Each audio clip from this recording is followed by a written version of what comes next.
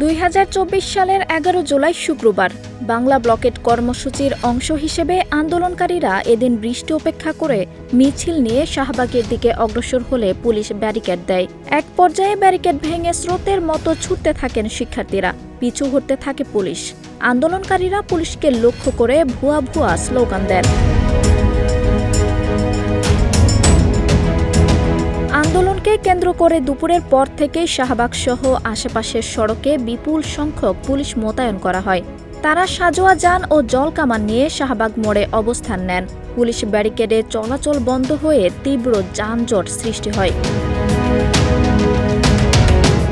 বেলা 3:30টার পর ঢাকা বিশ্ববিদ্যালয়ের কেন্দ্রীয় লাইব্রেরির সামনে জড়ো হন আন্দোলনকারীরা। তারা সেখানে একটি সংক্ষিপ্ত সমাবেশ করেন। সমাবেশ শেষে মিছিল নিয়ে কয়েক হাজার শিক্ষার্থী শাহবাগ মোড়ের দিকে এগিয়ে যান। বিকেল 5টার পর থেকে শাহবাগ মোড়ে আরও অনেক শিক্ষার্থী জড়ো হন। তাদের আটকানোর জন্য পুলিশ শাহবাগ থেকে বাংলা মোটরগামী রাস্তায় ব্যারিকেড দিয়ে অবস্থান নেন, কিন্তু তারা পুলিশি বাধা উপেক্ষা করে ব্যারিকেড ভেঙে সামনে এগিয়ে যান।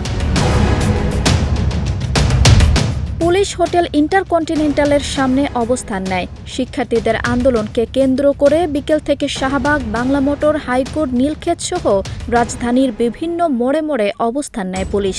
বিকেল 4:30টার পর থেকে শাহবাগের আশেপাশের সব সড়কে যান চলাচল সীমিত হয়ে পড়ে, আর এভাবেই চলতে থাকে আন্দোলনের গতিধারা।